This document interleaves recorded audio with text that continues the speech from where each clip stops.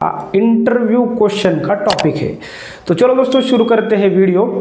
तो सबसे पहला सवाल यह है कि माइवन स्लैब साइकिल कितने दिन का होता है या कितने दिन का होना चाहिए। तो इसका सही जवाब है दोस्तों मिनिमम 5 डेज और 10 डेज, इन दिनों के अंदर ही माइवन स्लैब साइकिल होना चाहिए। आपको इंटरव्यू में यह भी पूछा जा सकता है कि माइवन शटरिंग बेटर है या कन्वेंशनल शटरिंग। तो दोनों भी शटरिंग बेटर है दोस्तों, लेकिन अगर आपका हाई राइज बिल्डिंग है या सेम टाउनशिप है बहुत सारा, तो उस टाइम पे आपको माइवन शटरिंग बेटर रहेगा।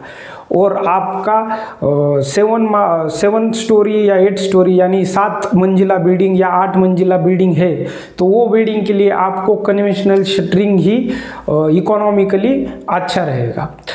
तो अब जाते हैं नेक्स्ट सवाल के ऊपर। माइवन शटरिंग में जो शटरिंग कोएफिशिएंट रहता है वो कितना रहता है, मतलब फॉर एग्जांपल अगर आपका माइवन शटरिंग का 1 मीटर स्क्वायर एरिया है तो उसके लिए कितना शटरिंग लगेगा।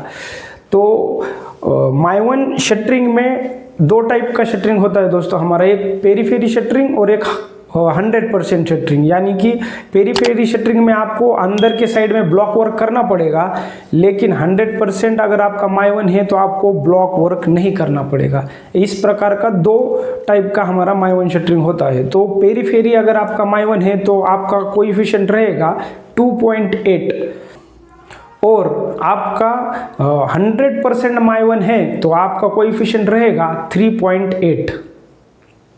अब चलते हैं नेक्स्ट सवाल के ऊपर।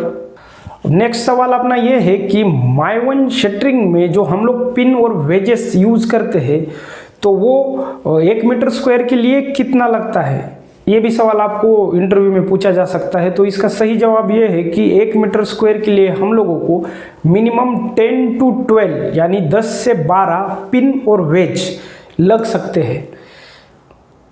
अब चलते हैं नेक्स्ट सवाल के ऊपर। माइवन शटरिंग में कंज्यूमेबल आइटम कौन से होते हैं। तो माइवन शटरिंग में पिनवेज भी कंज्यूमेबल है, लेकिन 100% पिनवेज कंज्यूम नहीं होता है।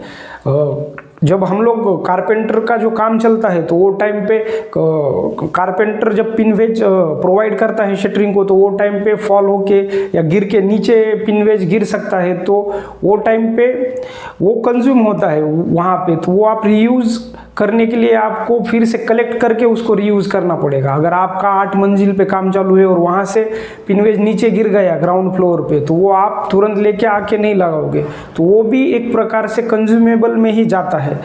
तो इस प्रकार पिनवेज भी कंज्यूमेबल आइटम है।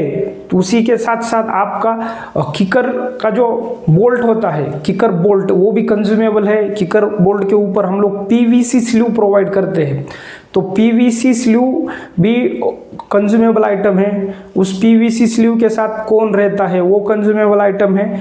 उसके साथ साथ जो किकर बोल्ट रहता है उसके ऊपर वाइशर प्रोवाइड किया हुआ रहता है, तो वो भी कंज्यूमेबल आइटम में जाता है।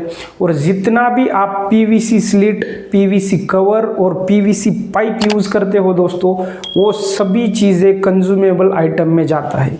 उसी के साथ साथ कंज्यूमेबल आइटम में आपका ऑयल, ग्रीस, ये भी कंज्यूमेबल आइटम में जाएगा।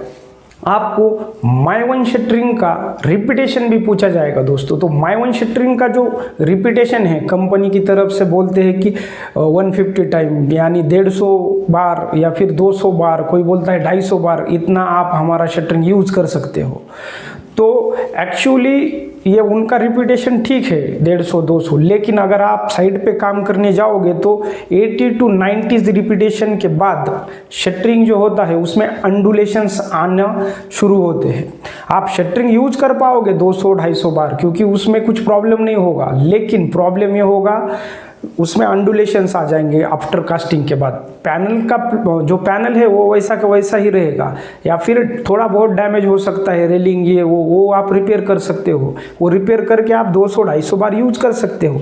लेकिन एक्चुअली अगर देखा जाएगा मतलब पैनल का अच्छा कंडीशन, तो वो 80 to 90 रिपीटेशन के बाद वो पैनल्स में अंडुलेशंस आना शुरू होते हैं। लेकिन पैनल का कंडीशन मतलब पैनल का जो स्ट्रेंथ है वो आपको अच्छा मिलेगा। आपको अगर उसको यूज करना है तो आप उसको यूज कर सकते हैं, लेकिन आपका जो फिनिशिंग वर्क है वो आपको प्रॉपर नहीं मिलेगा। कुछ कंपोनेंट्स भी टेबल के ऊपर जहाँ पे आपका इंटरव्यू होने वाला है वहाँ पे वो लेके बैठ सकता है और आपको पूछ सकता है कि भाई ये कंपोनेंट्स कौन सा है, वो कंपोनेंट्स कौन सा है, या फिर थोड़ा दूर कंपोनेंट्स 4-5 रख के आपको बोल सकता है कि जाओ उसमें से आर के लेके आओ या इसी पट्टी लेके आओ। तो ये सब चीज़ें मैंने ऑलरेडी एक्सप्लेन की हुई है आपको, आप वो ऑल कंपोनेंट में जाके वो सब देख सकते हो। तो एक छोटा सा मैं आपको बताता हूँ कि आपको कन्फ्यूजन कौन कौन से पार्ट में होगा। फॉर एग्जांपल EBMB जो है उसको कैसे आइडेंटिफाई करते हैं, इसके बारे में अगर इंटरव्यू में पूछेंगे तो वो आपको आना चाहिए। इसके बारे में मैंने ऑलरेडी एक्सप्लेन किया हुआ है अपने पहले वाले वीडियोज़ में। और RK और इसी पट्टी ये दोनों भी सेम दिखते हैं, तो इसके बारे में भी कन्फ्यूजन हो सकता है, तो ये भी मैंने ऑलरेडी एक्सप्लेन किया हुआ है। तो आप वो वीडियो भी अच्छी तरह से देख लो इंटरव्यू को जाने से पहले। और आपको ज़्यादा प्रेशर है इंटरव्यू का या कुछ ऐसा लग रहा है तो मेरा मोबाइल नंबर आपके लिए कभी भी रेडी है। आप इंटरव्यू को जाने से पहले या आपको इंटरव्यू को जाना है उससे पहले आप मेरे को कभी भी कॉल कर सकते हो।